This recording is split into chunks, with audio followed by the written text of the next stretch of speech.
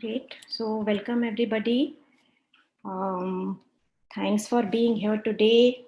We are starting our event just in a few minutes. It's already 9 o'clock and 7:30 in New Delhi. We'll start in just a few minutes.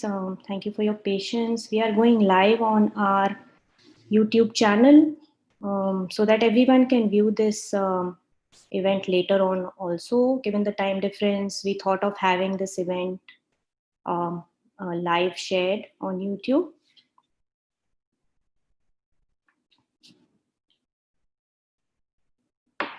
Okay, so maybe I'll just start with an introduction of about this event and the motivation for having this event. It's organized by the Center for Sustainable Development at the Earth Institute, Columbia University. Our director is Professor Jeffrey Sachs with Executive Director Dr. Yanis Benamor. I am Radhika Iyengar. I lead the education initiatives at the Center for Sustainable Development, focusing more on SDGs, Sustainable Development Goals, as well as focusing more on SDG 4, more specifically on SDG 4.7, which talks about education for sustainable development and global citizenship. So this seminar or this webinar that we are doing today is more about learning from our eco activists and learning from our change makers who have been upfront doing all the work regarding the climate and regarding making the planet more livable.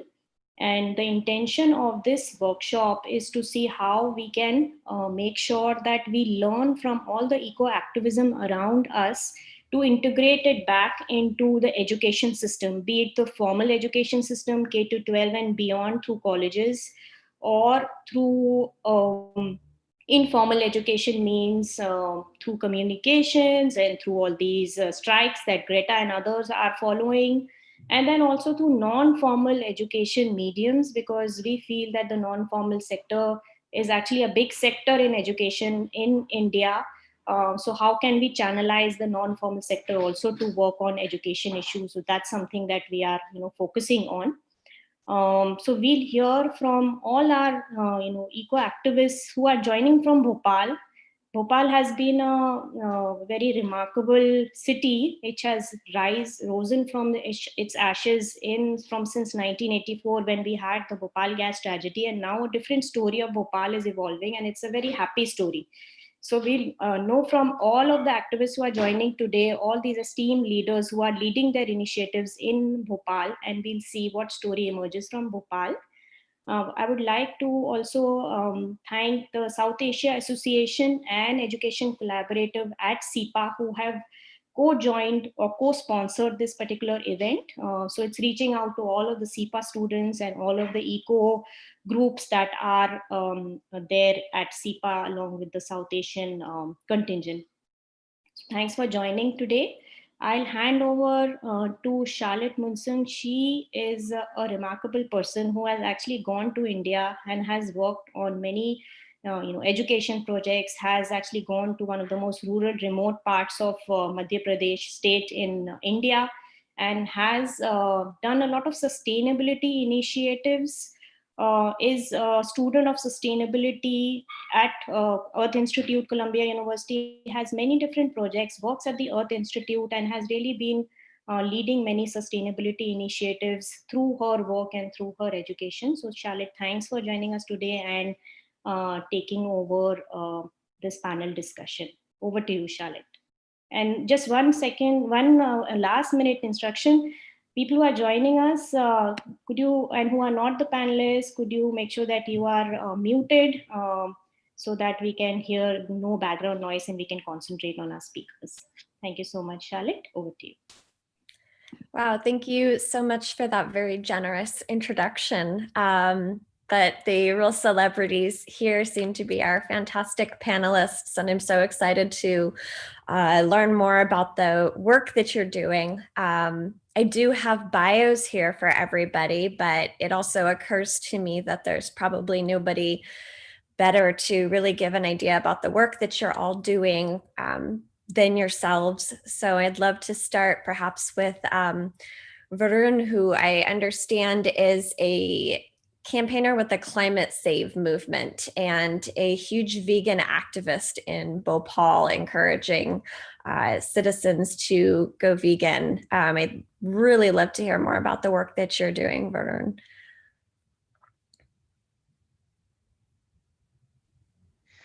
Thank you, Charlotte. Yes, I belong to Bhopal, and as you have said, I'm a vegan activist working on the environment as climate change and animal agriculture is related. We all know. So I'm working on that and educating people in Bhopal and different parts of India as well. And I am very hopeful for this discussion today. As am I. So tell me, how long have you been a vegan for? I'm vegan since last 1 year. 1 year. Well, congratulations to you then on that. I eat mostly vegetarian, but and I try with some of the vegan things, but it's difficult for me because I really, really love cheese. So hopefully I can pick up some tips from you during the course of this. And then let's see, we also have Spash. I hope I'm saying that correctly. He's the founder of Dream Bhopal, Green Bhopal. And I would absolutely love to hear some more about that from you. Oh, actually, I think you are muted right now. Okay, can you hear me now? Yes, loud and clear. I'm audible? Okay.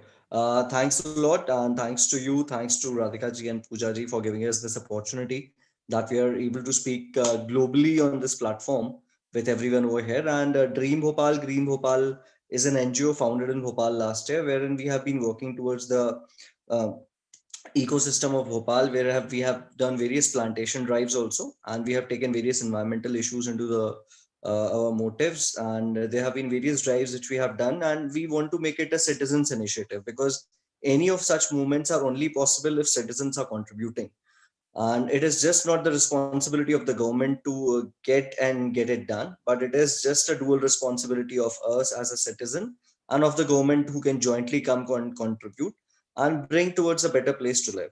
And our motive is we want to make Bhopal as the best place to live in India, and in the right sense, in the ecological sense, and in the inclusive sense, so that everybody should feel inclusive in that sense. So that's all about us. That's fantastic. I have been to Bhopal once, and I think you're well on your way. It's really a lovely city, and I was so impressed with how green it is, but also just how involved the citizens. It's really a privilege that if you feel that it has been, you have loved the city. So it's really a privilege, and we would like to welcome you again. So thanks again, thanks to you. Can't wait to get back. And while I was in Bhopal, I had the honor of meeting Pooja, who just does everything. She's a filmmaker and documentary editor, but also a huge advocate towards not just eco-activism, but sustainability of people and livelihoods as well. So Pooja, maybe you could tell us a little bit more about the work that you're doing. Thanks, Charlotte. And my name is Pooja Iyengar, and I run this non-profit, Mahashakti Seva Kendra. It's an all-women's non-profit, and we work on livelihood for women and who are very close, who live near the Union Carbide factory. And as you know, Radhika just told us about the Bhopal gas tragedy. So we work with the women in the slum area over there. But it's not just livelihood. We connect it to green jobs.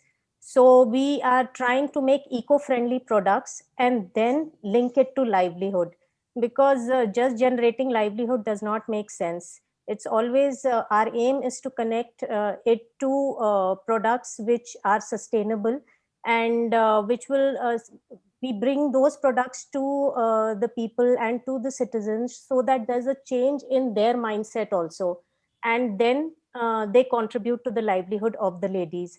So yeah, linking both the things, and till now it has been quite a successful venture, and Bhopal citizens have really come forward and appreciated our products, and they are going outside in India also, outside India also. So this collaboration of eco products with livelihood has been a great thing for Mahashakti.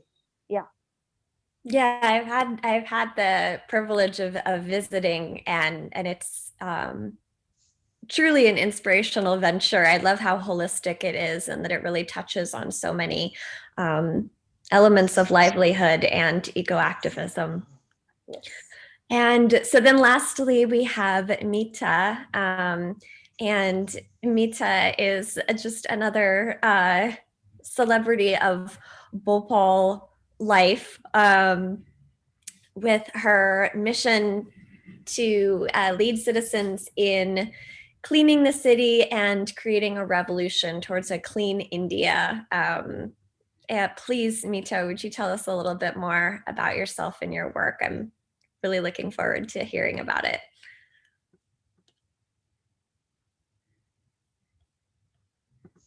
Oh, just go ahead and unmute yourself. Okay, hi. Perfect, thank you.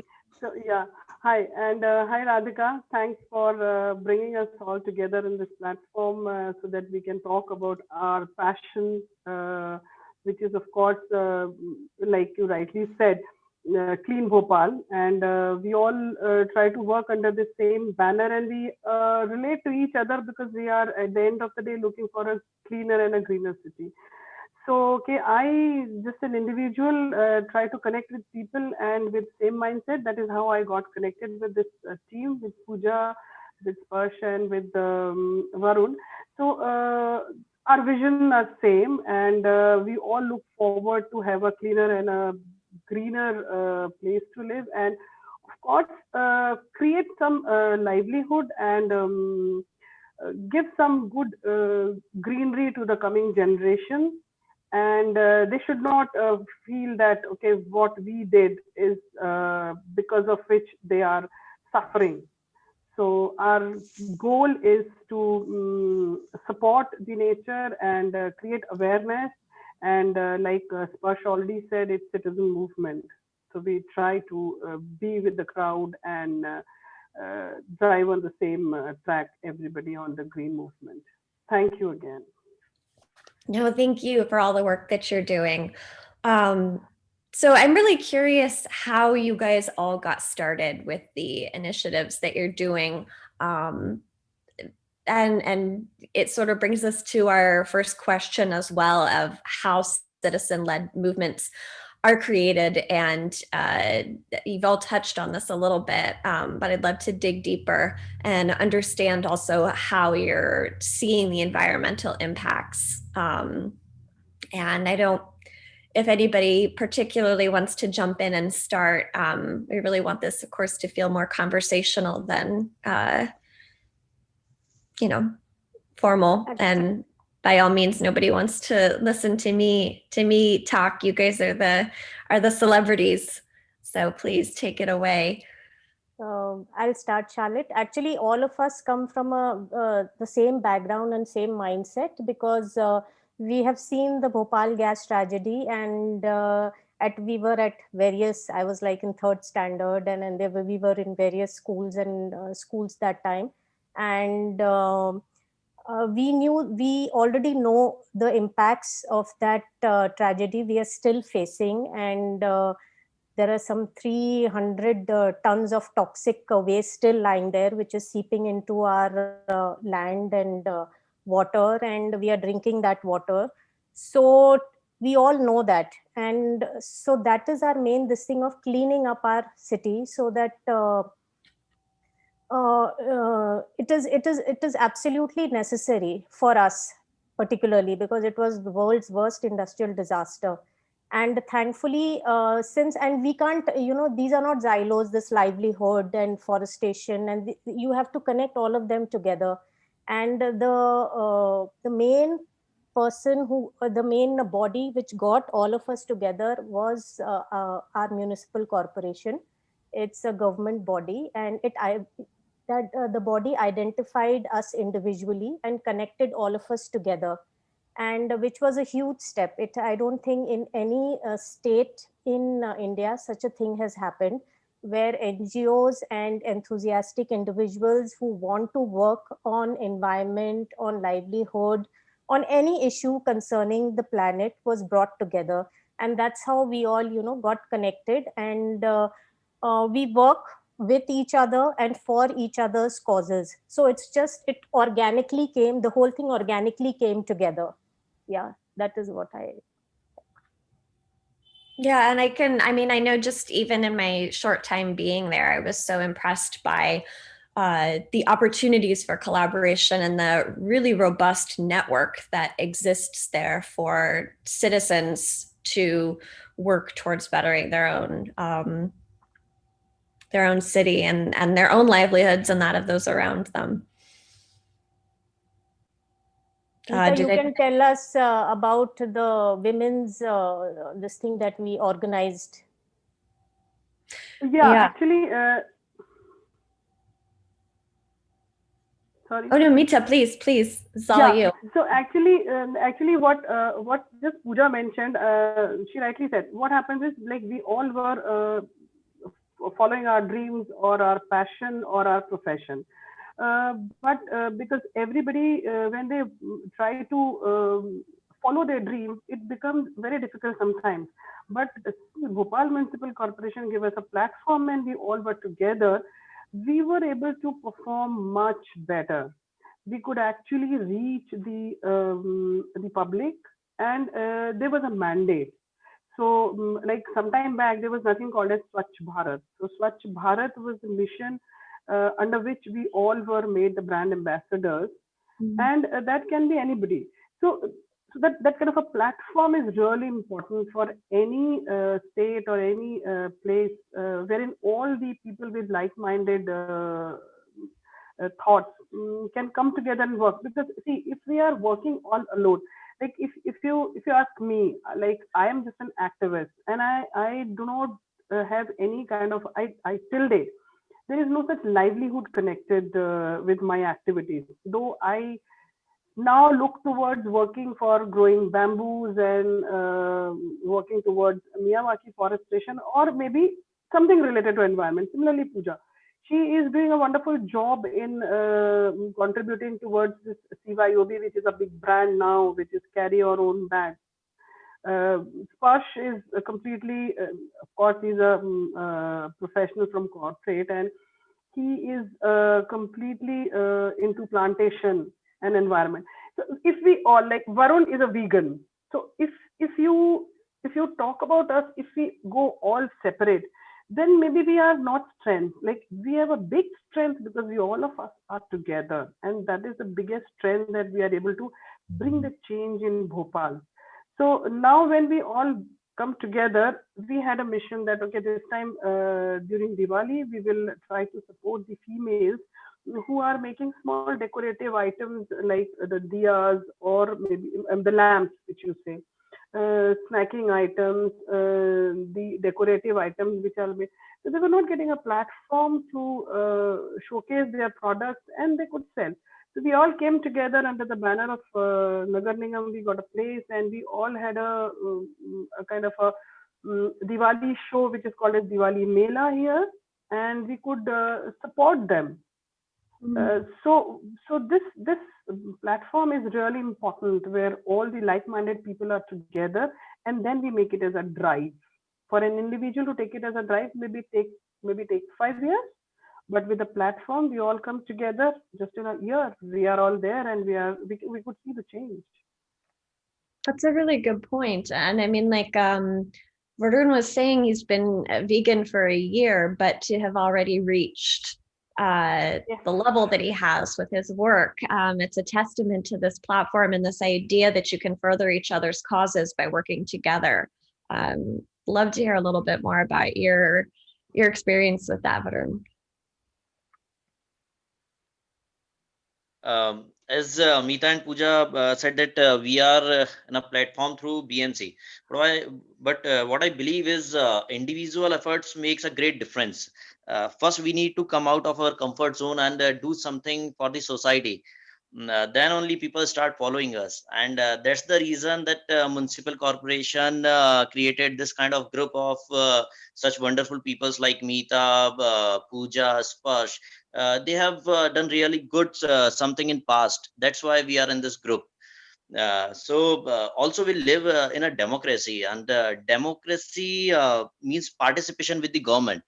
And when it comes to participation, we participate only once in a 5 year while we vote. But like other most other times most of the times we used to criticize the government, but it's not like that. We have to participate other than voting right also. So that only we try to educate people that it's a democratic country, and we need to do something for our climate, for our environment. If we want to live in this planet, then we have to do something for this. Thank you. No, thank you. Spash, what's your take on this? Sort of I what. think, yep, I think all the points have been covered by Pooja ma'am, Meeta ma'am, and Varun. What I personally feel, and I would like to contribute, is for any citizens movement to happen, you need to identify what the citizens wants first of all, and wherein we exactly felt that the current need of the hour is saving our ecosystem.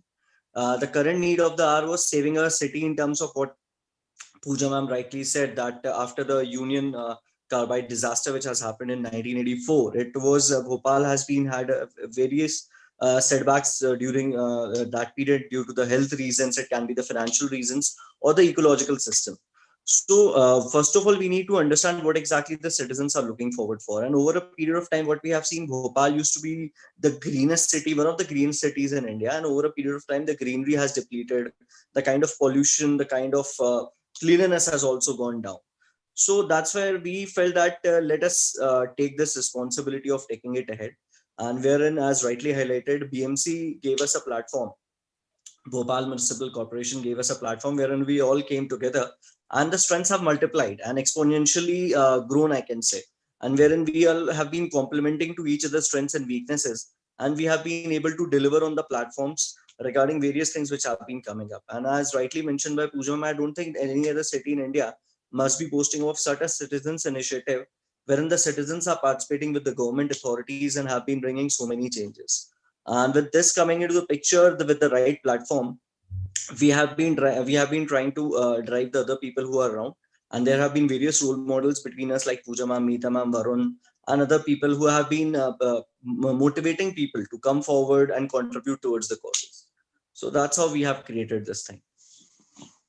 Well, it's fantastic, and I think really a model, not just in India but worldwide, of how citizens can work alongside government to make the changes. And I really appreciate what you said, Sparsh, about identifying what it is that citizens want and are going to be receptive to when you go out and bring your message to the masses and educate about your movement. And that's a lot of the work that I've been privileged to do with Radhika has been about education. And so I'm really keen to hear more about the best practices that you guys have found when you go out to educate the public, to educate the masses about your work and your causes. Anyone wants to jump in? The Okay, first Pooja ma'am, you drive. can. Okay, start. No, sure, please. I was just about to ask you only. The first drive. The first drive that we started was the carry your own bag. It's part of the Swachh Bhopal campaign, the Clean Bhopal campaign, and Mahashakti has been a front runner in that. So what we exactly did was we collected old clothes from all the resident welfare associations and all the societies, and we stitched those old clothes into cotton bags, and we distributed it to all the vegetable markets in Bhopal.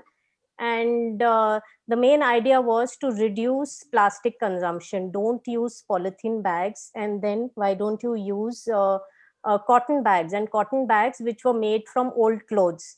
So that was one of our major initiatives, and it really picked up. And CYOB, as Mita said, it has become a brand name now. And I would say Bhopal has been a front runner in that. And then from one thing led to the other thing, and we kept evolving and kept innovating. And that was our main start point for our eco-friendly movement. And then we came up with a cutlery case, carry your own cutlery. So we used to give a cutlery case to people, like, please don't use disposals. And then we started giving out steel straws, don't use plastic straws. We started giving out bamboo toothbrushes. So the citizens got an alternative. They knew that what are the different things that there are to bring a positive change in their lifestyle. And so yeah, slowly we came up with a lot of alternatives, and it has picked up from there. Yeah, indeed, because sometimes what happens is, like, somebody wants to really be the change maker, but then they don't have the options. Then maybe they don't know from where to get the options. So we are trying to be there as a solution provider. So, like, if you don't want to use polythene, then what do you do? So we have the bags. If you don't want to use a plastic toothbrush, then you have a wooden toothbrush. So such kind of solutions actually also, we gave birth to a new product line or a retail outlet which is called as Samadhan Kendra. So which was again, we proudly say that it's our baby. So, and we have been successfully promoting this Samadhan. So Samadhan is a solution, Kendra is center. So this Samadhan Kendra is in Bhopal, and we have all kind of solution wherein you can just support the environment, whether it's like, in fact, I don't know whether you know about it or not. There are a lot of beautiful decoratives made out of cow dung, and that has been also showcased, where we do not want them to use those plastic or such kind of gift items. In fact, we did a eco-friendly marriage last year, where the contribution from MSK was wonderful. We could, in that marriage, the return gift was two set of seeds in a beautiful pouch, which was made by the ladies at MSK, and that was given as a return gift. So such kind of solutions, when we all are there together, we are able to create that kind of solution. So when the change, when the people are wanting to change, so we are there to support them with the solution. This is how we reach the public, and they start trusting us. Yeah, I mean, that's so important. It's when you're educating people, it's one thing to just tell them what they cannot do. It's another to offer alternatives and to make it so easy. I really love the idea of going into the market. So you're not going to the people, but going to the market, so that it's something that, you know, people are doing every day. They're going in and buying food, and it's so easy. You buy your potatoes, and there's your bag right there. You're making that behavior change so easy for people. And I think that's probably a real key to your success. And during this pandemic also, our main aim was Sparsh, and we were all out, helping the migrants. And our main aim was to distribute reusable cotton masks. The Mahashakti ladies were constantly making these masks, and we tried to avoid using the disposable mask. And wherever we went, either to give food packets, or in all the slum areas, we carried our reusable cotton mask, and we educated the people over there that you can wash it and wear it, and please don't use the disposable masks. So that was also one of the main things that we focused on during this time. Similarly, as on the ground level, the education is very important to the masses. And we have various field volunteers like Pooja ma'am, Mita ma'am said, and Varun has been doing a lot of vegan activism on field. Similarly, there have been various social media campaigns which have to be alternatively run, because most of the people are there now on social media. whether it is WhatsApp, whether it is Facebook, whether it is Instagram. So we have been alternatively, along with the field campaigns, we have been highlighting the impact of these field campaigns on Facebook and on other Instagram and other social media platforms. And the advantage of these campaigns, what has happened is there have been various individuals who wanted to contribute, and they were not having an idea that how can we come forward and how can we contribute. So they have got again a way that okay, exactly these kind of initiatives have been happening around. Let me go, let me join these initiatives. We have various educational series which we have launched regarding the same. Regarding the no plastic campaign, we had an educational series. Regarding the no use of other things, on the Earth Day also we did some campaigns. So there have been various educational series also on the social media platforms which we have launched, and people have been liking that, and people have been sharing that, and people have been connecting with them. But as rightly said, other than this is something to keep the things hammering on the ground, that these are the things which are happening around. But until unless it is not practically happening on the ground, then it is not making any sense. So behavioral change itself is a very important factor to this. But education both online and on field is important to the masses right now, and India is a big user of social media right now, and we have utilized that platform during the pandemic, also before the pandemic as well. And we have got various volunteers from there as well. Yeah, I was going to ask about how social media as an education tool works, and it. I know I see, and Varun, I'd love to hear your thoughts on this, because I see a lot of American social media accounts pushing vegan lifestyles, and I see it's, I mean, it's effective. I go on to check out what friends are doing, and then I see maybe a recipe for something that I want to try that also happens to be vegan, and it does inspire me. So I'd love to hear how you're using that platform as an education tool. Thank you, Charlotte. Actually, education is a critical tool in addressing the threat and lasting impacts of climate change. It helps people understand the root cause. So I think social media is the easiest way to educate people, as we cannot go out and meet a masses to educate them about our causes. But social media is a platform we can influence mass, that what we are doing, we can communicate to them. Like a few days back, I went to do activism in a tribal area. I was educating people about some practices like animal sacrifice for worshipping the god, and they were cutting the forest for various reasons. So I was educating the few peoples in the villages, but when I'm posting it on social media, so it's getting my word is getting spread to a lot of people. So this way social media helps a lot to spread our words. Yeah, well, and I would imagine with Thank you. social media also you have sort of a captive audience. People go onto these platforms to on their own time, and so I would imagine just going to be so much more receptive, I think, to your message as well. And you guys have all touched on this about the partnership with the government and the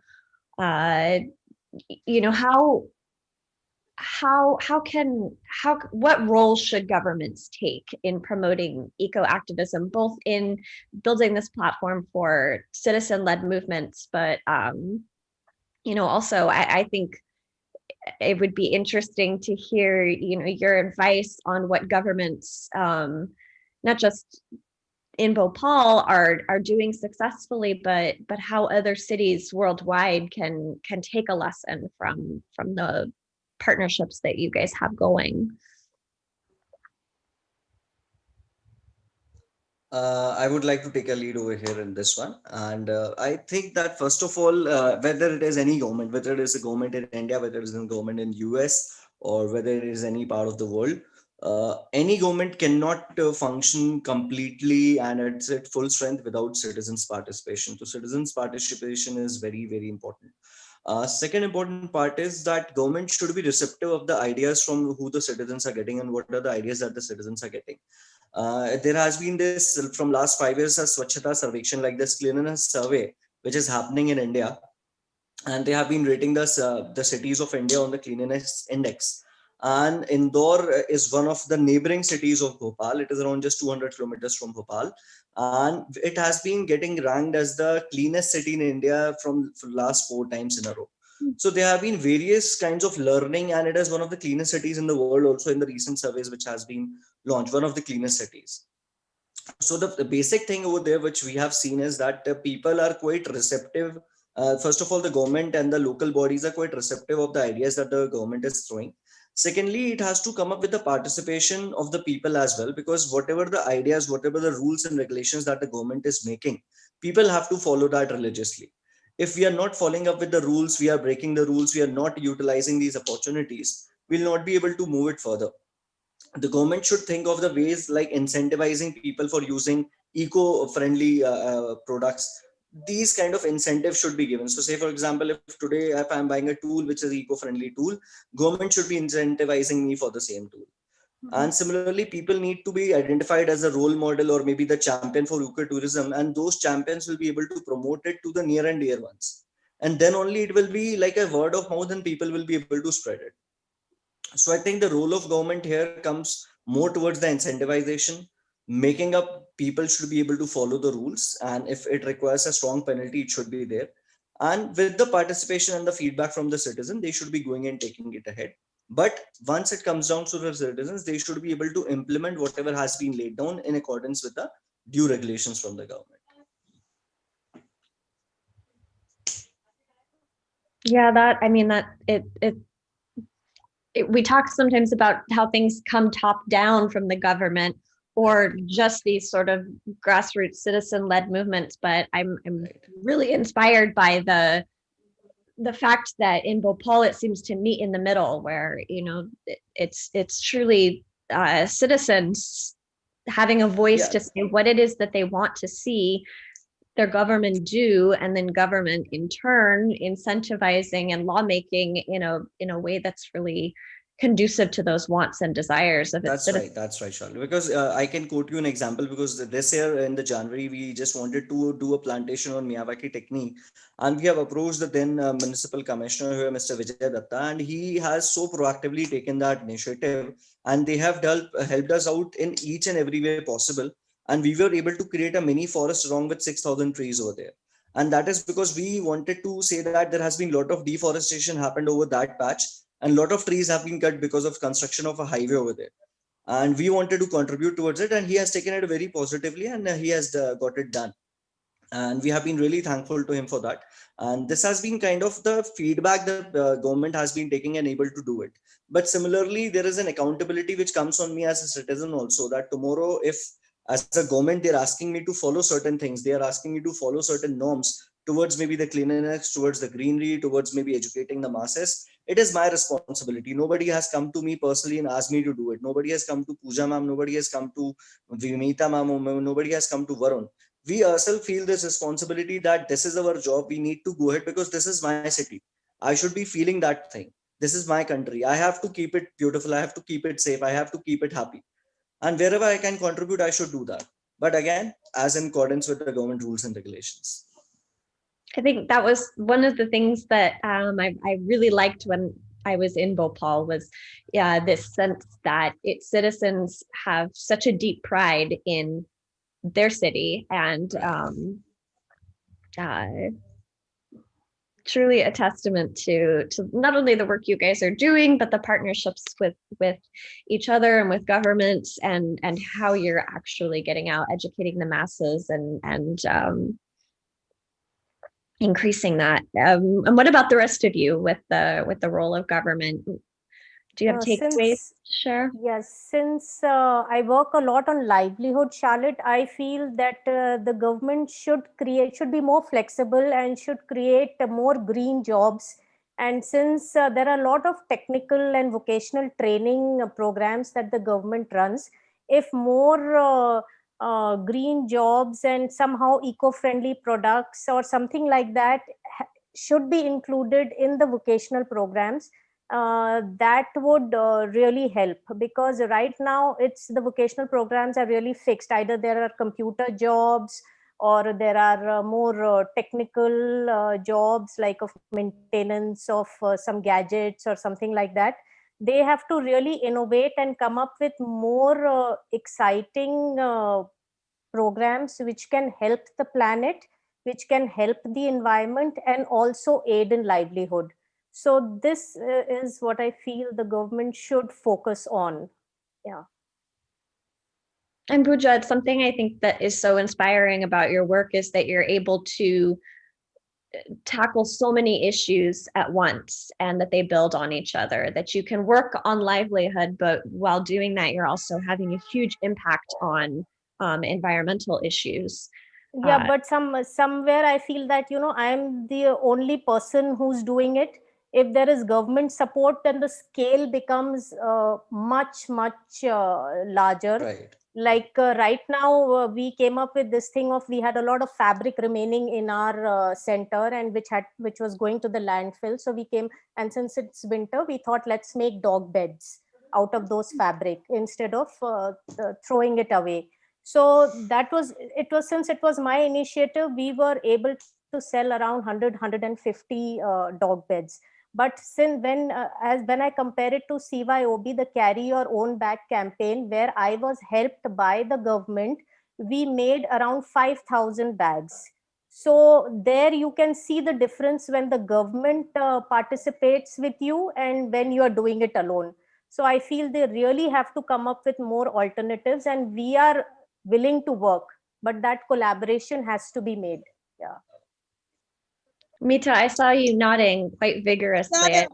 Yes, she actually, most of it she's already covered. What happens is the paperwork and the documentation and the entire process takes a lot of time. And by the time it comes into the real execution, it's already late. So what happens is, mostly when we talk about such kind of solution, government has to be more, the process has to be more concise. Like when I talk about my field, when I think about growing bamboos, so what will happen is, they will have a fixed timeline. They will have a fixed, like till April you can get the subsidy and you can grow bamboos. But by the time people come to know, you're already crossed April. So the awareness is missing in a very large scale. Second is the process timeline. So that has to be reduced. Now, if I talk about a private sector, like Tata is a big name in India. I think it was hardly in a matter of a year or two, they could set up 100 crore project very close by in near Maharashtra border. And they are setting up this to create biomass out of bamboo. This is a huge project, and there's going to be supporting the environment in a big way. But Tata is already a big name, a lot of money, they have huge funds. Now when I talk about implementing the same in small pockets, so there are small projects which is to the tune of maybe say 25 lakhs or maybe 20 lakhs. The government should speed up these projects, and we can really save the environment. A lot of waste which is going just down, we can create fuel out of it, we can create briquettes out of it.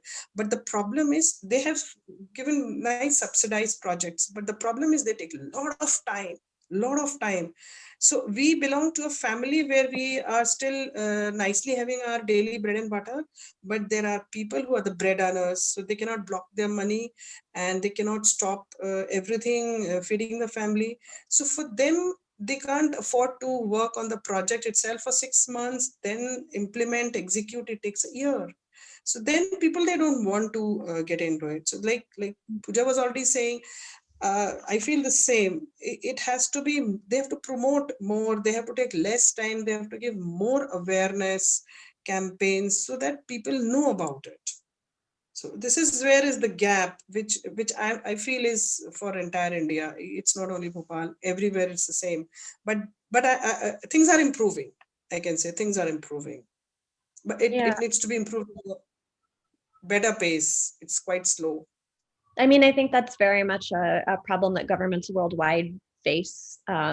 In the US, we always say governmental red tape, that you have to cut through all of this red tape that's just blocking things and making them take an unnecessarily long time. So I think that that's an important And insight. everybody cannot afford to have that kind of a time because they have a lot of responsibility. They're the bread earners, so they have to think of options. Yeah. And so then people look for shortcuts, and then of course then they feel that okay, let's get into something where we can have fast money and we can feed the family. So then the focus changes. And Verdun, what has your partnership with government looked like with veganism? Do you find a lot of success with them promoting a vegan lifestyle? Charlotte, it's great that government is running so many campaigns and so many campaigns for cleanliness drives and waste management. But if we talk about animal agriculture and slaughter activities, nobody's paying attention at this side. Like raising livestock for meat, egg, and milk generates 14.5% of greenhouse gas emissions. And it also uses 70% of agricultural land and is one of the leading cause of biodiversity loss, water pollution, and deforestation. And what I believe government should look into this area and supports afforestation initiatives and not the deforestation. So government has to look in this area also. Yeah, you're inspiring me to go and have a vegan lunch after this.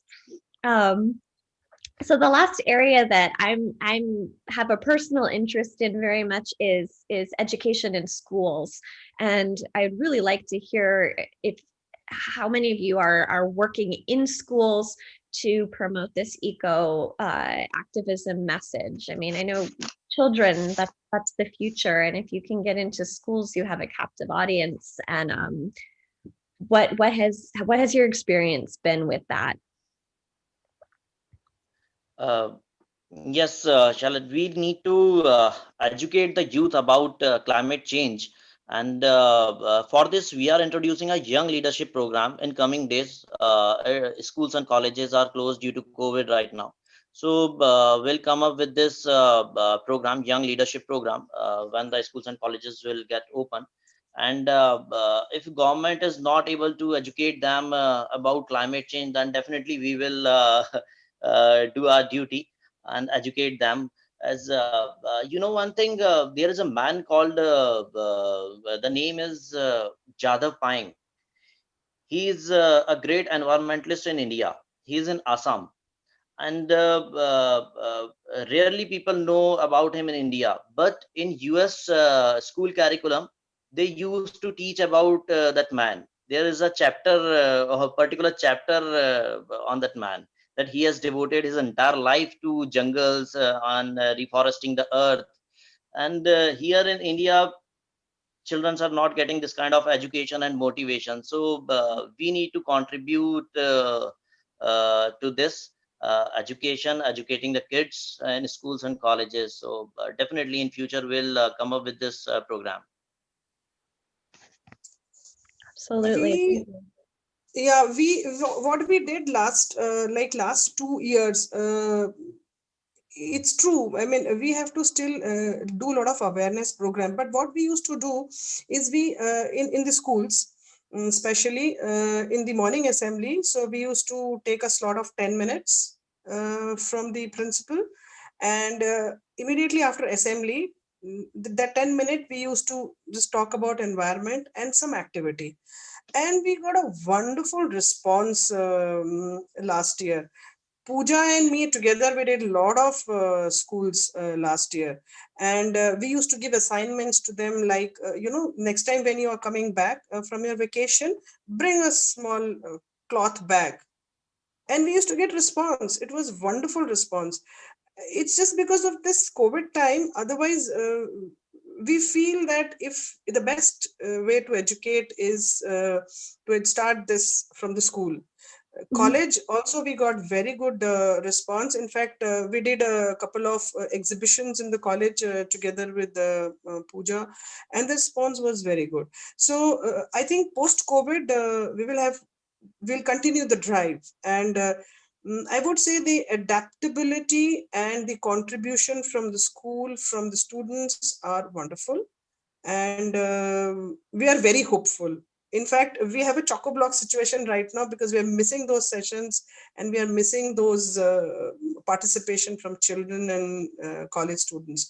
In fact, of late they have started this induction program wherein the EVS will get 2 hours for each batch.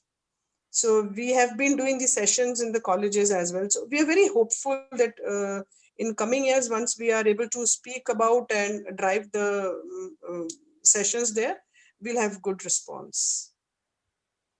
I appreciate that so much. I know my own, when I was in school as a kid, you know, the environmentalist aspect was sorely missing from textbooks and formal curriculums that came down from the school board and the government. But and I don't know what the state of these textbooks is right now in India, and maybe you can shed some light on that. But that you guys are coming into the schools and speaking about it, it doesn't really, you know, it doesn't almost matter if that's missing from the textbooks, because, you know, the students, the kids are hearing it. I think it's still now, Charlotte, the situation is the same. Yeah. It is completely missing from the curriculum, and it is all textbookish knowledge. And I feel that, you know, somehow the knowledge should be connected to the real life issues. It should not be just bookish, and there should be a dialogue on eco activism. Children should be taken out. They should be shown landfills and, you know, the problems that there are in their cities. And uh, forget that the present generation in Bhopal they don't even know how grave the Bhopal gas tragedy was, because there is hardly any mention of the catastrophe that happened. There maybe 2 lines must be mentioned in the textbook. They don't even know, like, you know, till date some 20,000 people have died because of that. So that is completely missing from the curriculum. And I feel that there should be more experiential knowledge. There should be internships where students should be sent to NGOs, to places where people are working on forestation, on livelihood, on eco-friendly products, so that there is more awareness. Kids, then once they see it, they will replicate it in their lives. By the end of their school years, eco activism should be ingrained in them, because that is how we have done so much of destruction to the planet. If we don't teach this generation, it's just the whole attempt is going to fail. So until now we haven't done anything with our formal education. Children have no idea. Just 2 3 people going and talking does not make sense. It has to be put in their curriculum, and it has to be ingrained in their lives by the end of the schooling year, that you have to save your planet. These are the alternatives. This is what you have to use. A bamboo toothbrush and a steel straw has to be part of their lives. It's not an option, you have to do it. So that is how it should be taught, and it is completely missing right now. Right. Yeah. I mean, I study sustainable development in university now, and even I know that for so many of my classes, the textbooks don't exist. My professors are writing them from scratch or inventing them, and sometimes that has actually a unexpected but desirable outcome, like you said, with this experiential learning, where the textbook doesn't exist, so we have to go out and see it for ourselves, and that does really ingrain it, I would imagine. Sparsh, I see you're nodding. Did you have something to add with that? Yeah, definitely. I would like to add on this one also, because as rightly said by one of the educationists in India, that the imprints of a childhood last lifelong. Means whatever I'm learning in my childhood, I'm able to implement that in my whole life. And there have been, if we talk about the schooling system in India, and we are having around 12 years a student is spending in his school. That is a quite a long time. Right from the age of 6 till the age of 17, he's there in the school. And if we start just by doing, because we now have to start by doing, and if we are able to make it sure that every person who is joining, every student, every child who's joining at the age of 6, if he is able to plant a plant, and every year the points will be given to him on the progress of the plant, and that will be added to his curriculum. And in next 12 years he's able to give you one fully grown tree, and that's just one tree from one child. And if, say for example, there are around 1,000 children in a school, then you're able to get 1,000 trees with this thing in just 12 years, just because you have given that responsibility to a child to make that tree a part of his curriculum. And that is just only with one tree. And if we are able to make that point, it's just like a pointer system. If we are able to make 5 trees with one child, with one school we are able to do 5,000 trees in 12 years. And say if one school is able to do this thing, we can understand the power of whole schooling system doing the same, and the whole ecological balance will be maintained then. So as rightly it said, we have to get it into implementation. Just the bookish knowledge will not be able to do it. And as rightly highlighted by Varun, that we need to give certain chapters, like we have the freedom fighters of India, we have the freedom fighters, and we have the other people who have been the key people who have been there in the Indian history. Similarly, we should have an eco chapter also, wherein we need to highlight the people who have been doing well, and people should be able to, and the children are able to learn from them. And every year, just like the sports, like just like the crafts, just like other art subjects, this ecological subject should also be introduced, wherein the points will be given only on any ecological initiative that has been taken by the students. So it is more by learning by doing, rather than just understanding and learning just by simply thinking of. And if it is, this is like an idea which came to me in 12 years in Bhopal. If we are having around more than 100 schools, I can say, and I'm counting for around a lakh of trees in next 12 years, if this is the situation, if this thing gets passed on. So this is just an idea which I just wanted to share. That's great. Well, we have, I think, 2 minutes left. So with that, I want to turn it back over to Radhika for any of her closing comments, remarks, questions.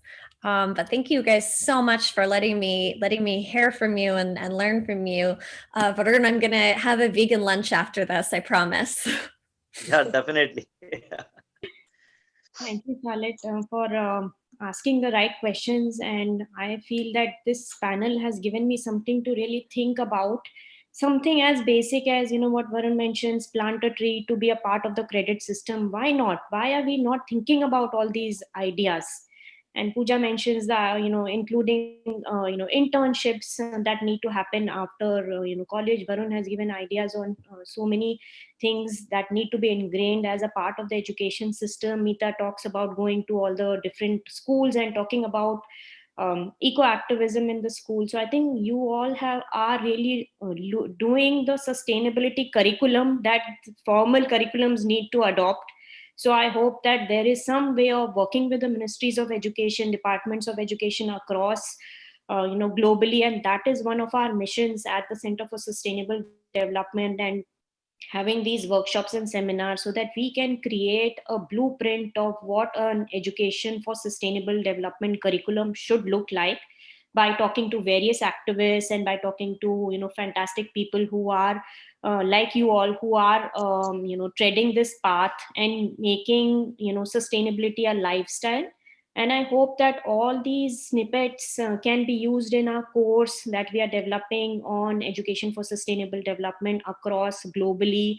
We will share this video with a lot of educationists here and a lot of climate activists here in New Jersey, New York area, and I'm sure they will appreciate all your ideas. So thank you for sharing all your fantastic ideas, and I'm sure we will be able to use this video in various different ways to promote activism, not as like a alternative living, and not as like a, yes, it would be good to have this as an add-on in the curriculum, but actually a core curriculum requirement. So thank you all for spending your time. I know you all are super busy doing all the wonderful work that you are doing. So thank you all for spending this time with us and sharing your ideas. Thank you, Radhika. Thanks a lot. Thank you. Thanks a lot. Charlotte. Thanks a lot, Charlotte. Bye Thank you, bye. Radhika. Thanks a lot. Thank you. Bye bye. Thank you. Thanks a lot, Charlotte. Thank you, Radhika. Thank you all. Thank you. Bye.